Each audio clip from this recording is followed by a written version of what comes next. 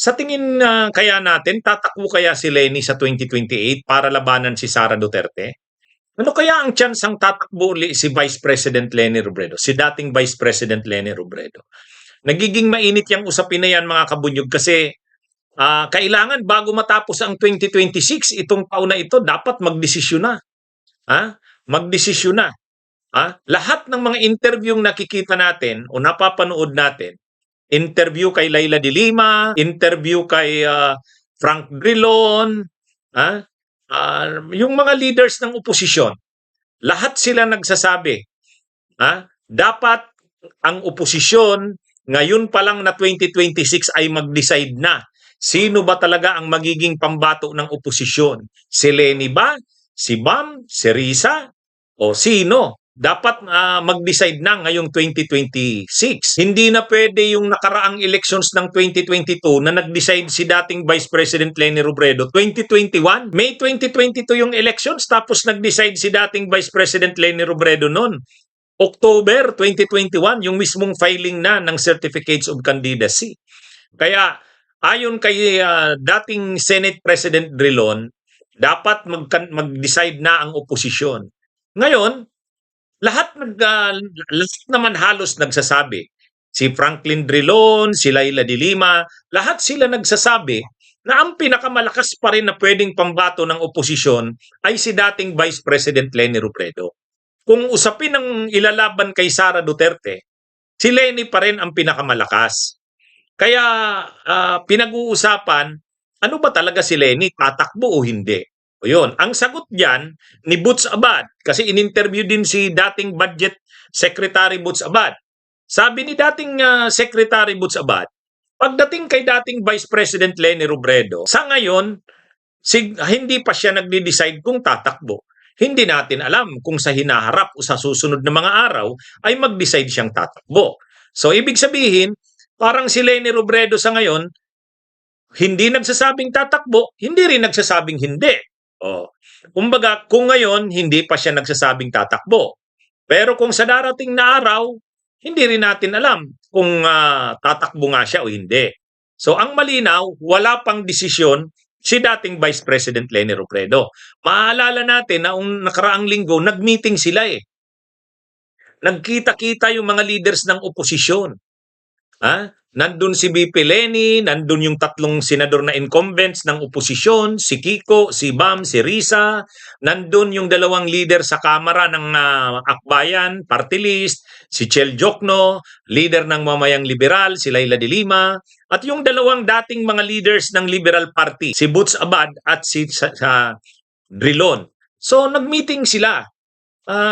Pinag-usapan siyempre nila ang politika. Kaya lang, hindi pa naman sila doon nag-decide kung sino nga ba ang magiging pambato. Ang malinaw lang dito mga kabunyog, lahat naman sa oposisyon nag-a-agree na ang pinakamalakas pa rin na pwedeng pambato para ilaban kay Sara Duterte ay si Leni Robredo. Lahat naman nag-a-agree doon. Kaya lang ang tanong, lalaban kaya si Leni? Laban kaya si Leni Robredo? Yan yung ano eh. Ngayon, mayroong nagsasabi na posibleng magkaroon ng three-cornered fight. Yung kandidato ng Marcos, yung kandidato ng oposisyon, halimbawa si Leni Robredo, at saka si Sara Duterte. Pero marami ang nagsasabi sa ganyan. Pag tatlo ang naglaban, halimbawa Leni, tapos yung kandidato ng Marcos, tapos yung kandidato ng Duterte, si Sara, halimbawa ang ipambato ng administrasyon ni Marcos ay si Junvic Rimulya. Kung ipambabato si Junvic Rimulya, tapos tatakbo si Leni, tapos si Sara, parang lalabas pang third force ang oposisyon. Sabi ni Senate President Drilon, ang third force, sa bandang huli, ang kalalabasan niyan, pang third. Kaya hindi sang-ayon si dating Senate President Drilon na tatlo ang maglaban. Dapat anya, isa lang. Ganon din naman ang pananaw ng maraming leaders kahit sa administrasyon. Si Junvic Rimulya, nung tinanong kong tatakbo, sabi niya, posible, pag-iisipan ko. Pero sabi niya, tatakbo siya pero dapat isa lang ang panlaban kila Sara Duterte. Kahit naman si Trillanes, ganun din ang tingin. Si Ronald Llamas, ganun din ang tingin. Kaya lang ang tanong, sino ang pwedeng ipambato? Sa parte ng oposisyon, dapat isa lang yung hindi pwedeng tatakbo si Risa, tatakbo si Bam, tatakbo si Lenny. Pero si Senadora Risa Hontiveros naman, ang lagi namang sabi ni Senadora Risa Hontiveros, kung tatakbo sila Lenny, syempre hindi siya tatakbo. Kumbaga hindi naman si Risa, pero sabi ni Risa, kung siya ang susuportahan, handa naman siya basta't pagkaisahan na siya ang tatakbo. Pero kung tatakbo si Lenny, hindi siyempre siya tatakbo. Kaya sa totoo lang, ang desisyon dito ay nakale kay Leni Robredo. Kasi marami naman nagsasabi, si Lenny pa rin ang pinakamalakas na pwedeng panlaban ng oposisyon laban kay Sara Duterte. Ngayon, balik tayo. Si Lenny kaya ay tatakbo. Kung akong tatanungin nyo, sa pagkakakilala ko kay Leni Robredo, taga Naga City ako, kung ako lang ang tatanungin, tatakbo kaya si Leni Robredo? Ako, ang sagot ko ganito. Ang sagot ko kung tatakbo si Leni Robredo, ayaw kong pangunahin si Leni, ha? Siyempre, kulang opinion ko. Ako sa tingin ko, tatakbo si Leni. Pero, tatakbo yan, pero dapat siya ang common candidate ng administrasyon at ng oposisyon. Siyempre, ayaw na ni Lenny na tatakbo siya sa 2028. Tapos, ang hirap ng laban.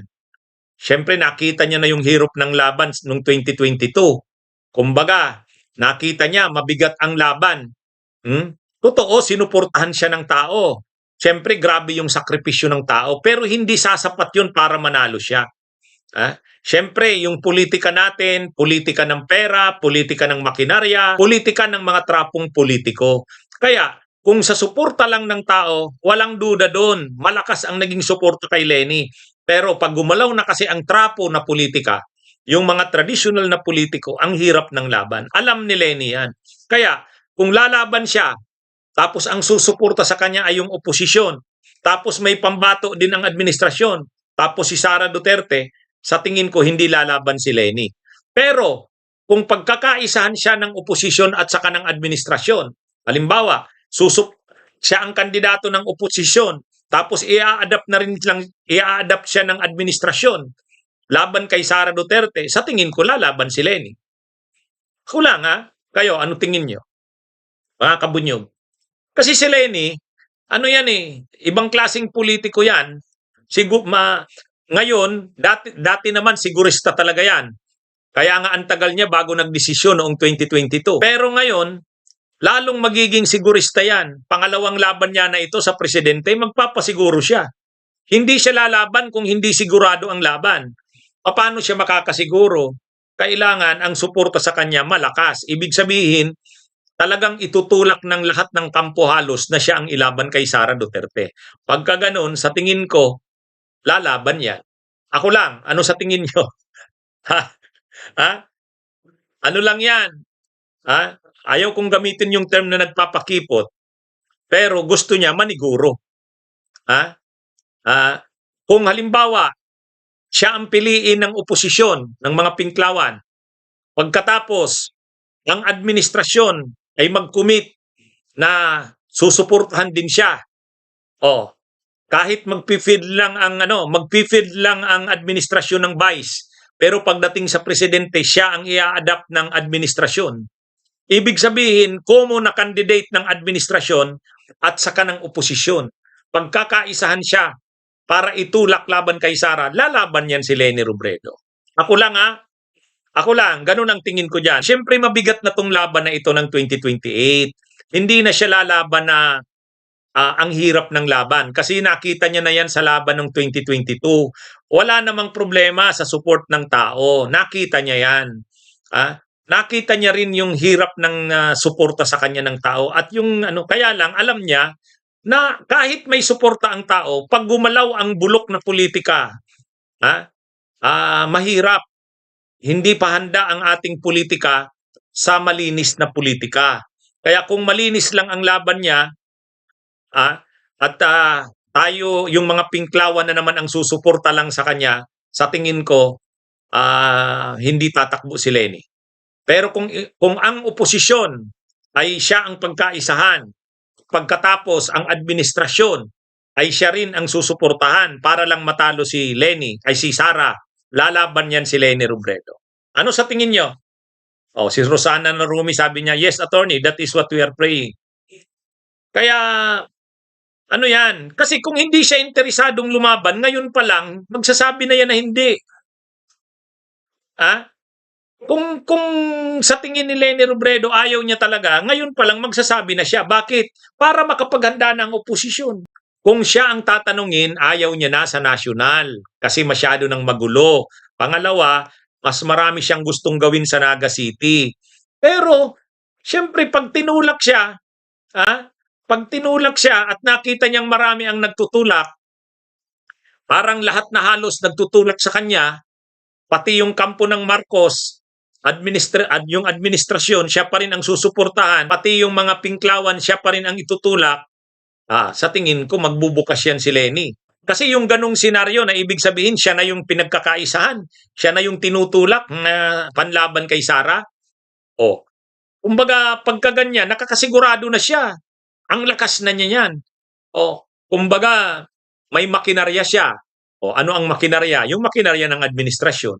Pangalawa, yung mga volunteers niya, gagalaw uli yan. Yung mga pinklawan na volunteers. O, pangatlo, yung pera. O, syempre, yung pera ng administrasyon, makakatulong yan sa kanya.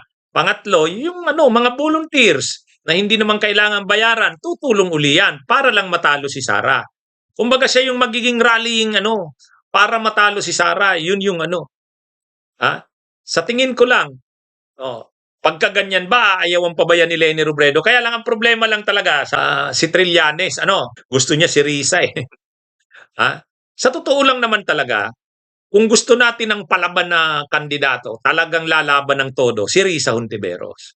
Si Risa Hontiveros hindi na nagpapatumpik-tumpik. Sabi niya, kung ako ang gagawin yung pambato at walang ibang lalaban ako. O kaya lang medyo ang hirap din ng politika natin sa mga tulad ni Risa Hontiveros eh. Parang ang mga tao hindi pa sanay sa principled na politics eh. Yung principled na politics, ang hirap. Okay, tingnan niyo yung Bunyog, ang hirap manalo sa party list.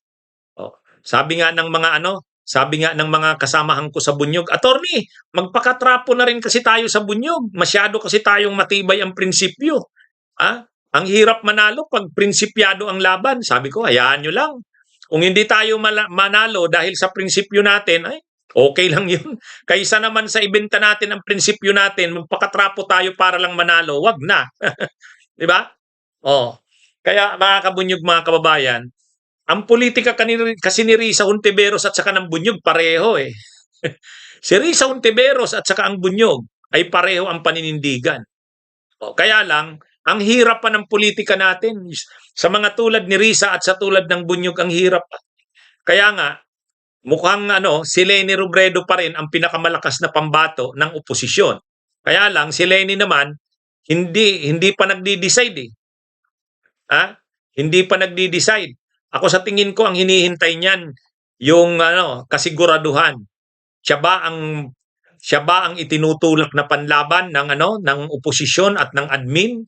Pag tinulak siya ng admin at ng oposisyon, lalaban yan si Leni kasi ang lakas na ng laban niya. Parang common candidate siya. Marami kasing nagtatanong sa akin, ikaw ba talaga, Attorney Enzo? Anong tingin mo? Tatakbo kaya si Leni? Ako, ganun yung tingin ko. Kung ako tatanungin nyo, ganun yung tingin ko. Hindi sa pinapangunahan ko si Leni. Sino naman tayo para pangunahan siya? Pero the fact na hindi siya nagsasabing hindi tatakbo. Yung sinabi niya kasi, kung siya lang daw ang tatanungin. So ibig sabihin, ayaw niya na daw sa national politics, magulo. Bahala na daw diyan ang basta siya, mas gusto niya raw Naga. Kasi marami pa siyang gustong gawin sa Naga City. Oo, pero pag tinulak siya ng iba-ibang grupo, lahat na halos ng grupo siya ang tinutulak para labanan si Sara, sa tingin ko magbubukas yan. Magbubukas yan. Lalo na kung ang kahit hindi pinklawan siya ang susuportahan. Halimbawa, ah, yung administrasyon. Siya nga pala, sa February 21, magkikita si Leni sa kasi PBBM sa Naga City. Magkikita sila. Ewan ko kung mag-uusap sila tungkol sa politika. Magkikita sila dito sa Naga. Yung programa ng gobyerno ng kontra sa baha. Naga City ang isa sa mga napiling area. Ang Naga City, isa sa mga kaya magkikita si PBBM February 21, Naga City. Abangan nga natin. Makikita natin kung ano ang timpla ng kanilang pagkikita. Pero ini-interview na dito si Leni Robredo. Sabi niya naghahanda na ang Naga. Sasalubungin daw nila si PBBM sa pagpunta dito sa Naga City. Bunyog, bunyog, halikan na kasama ka. Bunyog, kapag buklod ay may pag-asa. Luzon, Visayas, Mindanao, isa ang pananaw. Sa bagong Pilipinas ang bunyog isisigaw. Bunyog, bunyog, bunyog.